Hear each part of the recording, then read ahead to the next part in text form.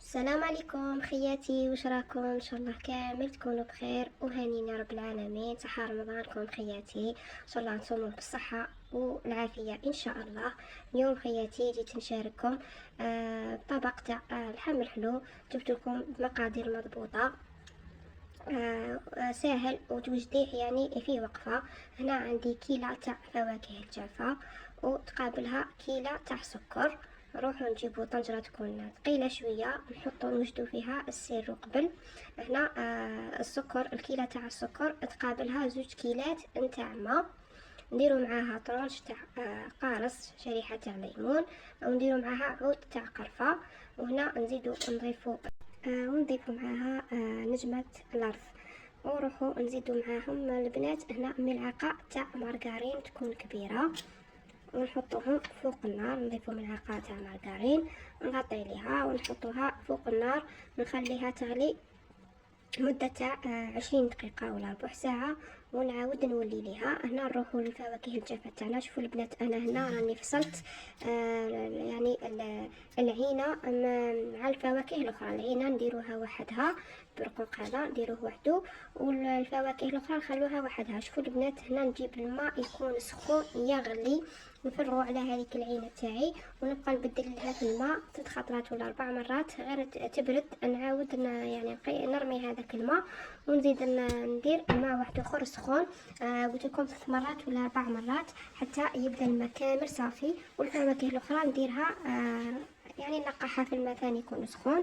هنا بعد مرور 10 دقائق كي غلى لي السيرو تاعي 10 دقائق ولا ربع ساعه، نروح نضيف لها الفواكه الجافة اللي كنت غسلتها ونقعتها في الماء السخون. المشماش ولا يعني المشماش والزبيب هنا ضفتهم. نخلي الخليط نعاود نغطي عليه ونخليهم يغلو.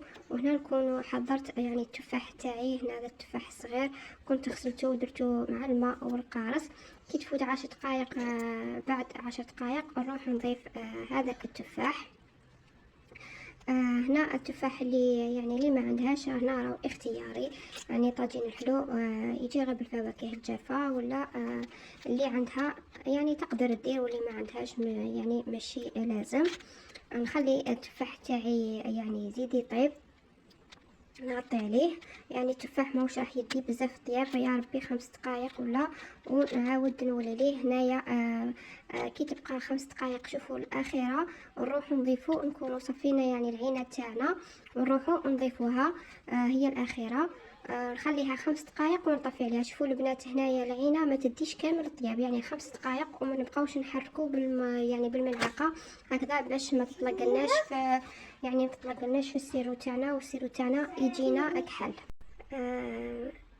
كما قلت لكم خياتي، ما نبقاوش نخلطوا بالملعقه باش ما يعني تطلقناش داك الكحوليه في المرقه تاعنا. والمرقه تاعنا تجي صافيه، وتجي كما شفتوها في يعني تجي بزاف صافيه، وتجي بزاف شابه، لاكولار تاعها ما تجيش كحله.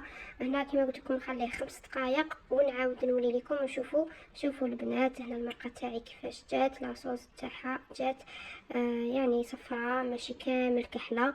هنا شوفوا كي تبدا دير فيه هذا يعني هذا الرغاوي، انا يعني هنا نعرفوها باللي طاب. نروحوا نضيفوا عليها ربع كاس تاع ماء الزهر، وانا درت لمسه واحده اخرى، يعني درت ملعقه تاع عسيله تاع العسل اللي نشروه من برا من المحلات. تجي بزاف يعني راح تزيد تعطيها نكهه يعني، ويجي المرقه تاعنا خاثره وتجي بزاف شابه. وشوفوا البنات راني يعني نقدم فيه امامكم باش تشوفوا النتيجه كيفاش جات كما قلت لكم. المرقه تاعو يعني بزاف اخوات يقول لك نطيبوه، ويعني والمرقه تاعنا ما تجيش بيضاء، تجي كحله. هذه يعني هذا هو السر تاع المرقه، كيفاش تجيك بيضاء وما تجيكش كحله.